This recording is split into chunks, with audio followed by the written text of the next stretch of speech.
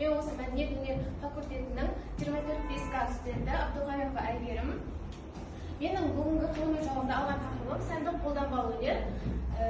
Жалпы осы бізде сәндік қолданбалы өнер бұл тұрмыста қолданылатын бұйымдарды әсемдеп, көркемдеп, өрлеумен өңдеу арқылы жасалынатын бұйымдарды айтамыз. Сәндік қолданбалы өнердің түрлерін айтсақ, оның түрлері тоқыма тоқу, зергерлік бұйым, керамика, ағаш ою деген сияқты оның түрлері өте көп. Және соған бұның бірі тоқыма тоқу. Тоқыма тоқуды жіптер арқылы ирелектеп тоқиды. Және солардың біріне аяқ киім тоқу. Аяқ киім тоқу бұл мен үшін өте ерекше болды. Және өзіме қызықты, ұнайтын болған екен, осыны алдым.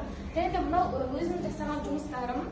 Осы универге түспей жатып, 10 сыныпта осы аяқ киім тоқуды үйренген болатынмын. Және де 1 жылдың ішінде тоқып үйреніп, кәдімгідей сатуға қойдым, керемет жұмыстар жасадым, көп пайда әкелді маған.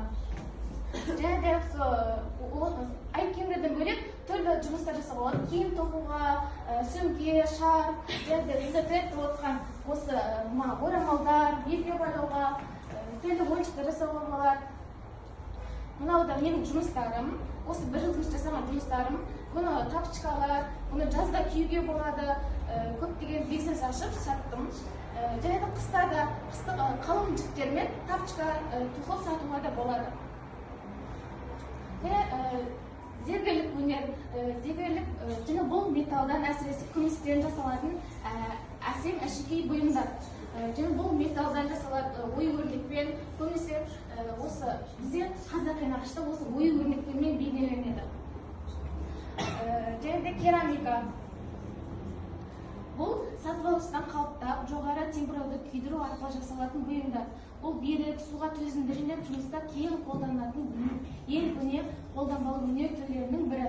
Қазақ мәдениетінде керамикадан құмара, кесе, қыр ыдыстар жасалып, олар сәндік өрнектермен әсемделініп жасалынады. Және де сәндік қолданбалы өнерде ою-өрнек. Қолданбалы өнер дегенде бізде көбінесе ою-өрнек есімге түседі. Осы бізде де қазақта айтады ғой, қазақта ең ерекше нәрсе ол ою-өрнегімен ерекшеленеді. Біз осымен ғана ерекше болып тұрамыз. Соның ішінде бізде ою-өрнектер бұл заттарды көркемдеу үшін қолданылатын ұлттық әшекей түрі. Оны қазақ ою-өрнектері, өсімдік, жануар және геометриялық пішіндерге негізделеді.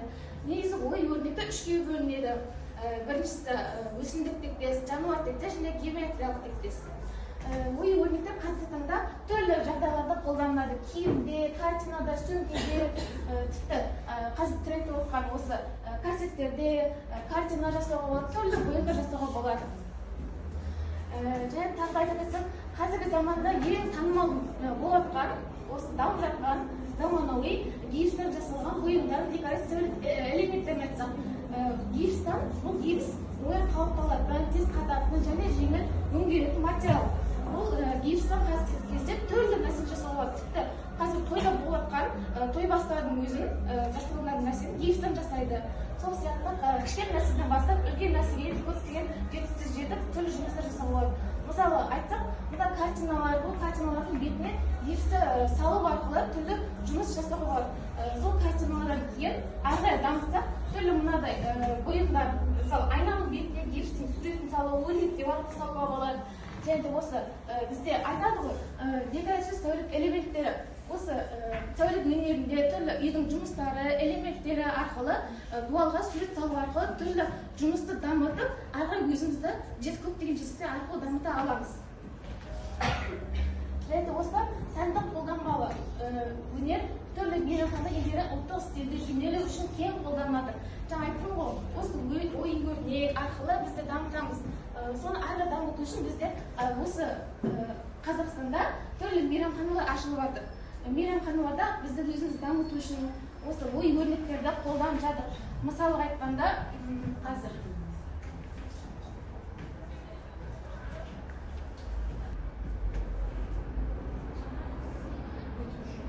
бізде Бозжыра сандық деген мейрамхана, қазір көрсеткен сандық деген мейрамхана.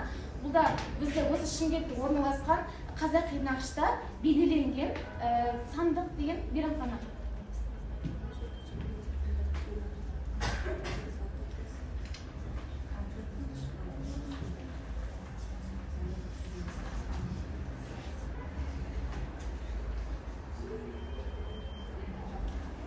Жалпы мен осы тақырып бойынша не айтқым келді? Бізде осы сән арқылы, біз ой-өрнегіміз арқылы өзіміздің қазақ екенімізді білдіріп, әрі қарай сол арқылы дамытуды, ұрпақтан ұрпаққа жеткізуді біздің міндетіміз деп ойлаймыз.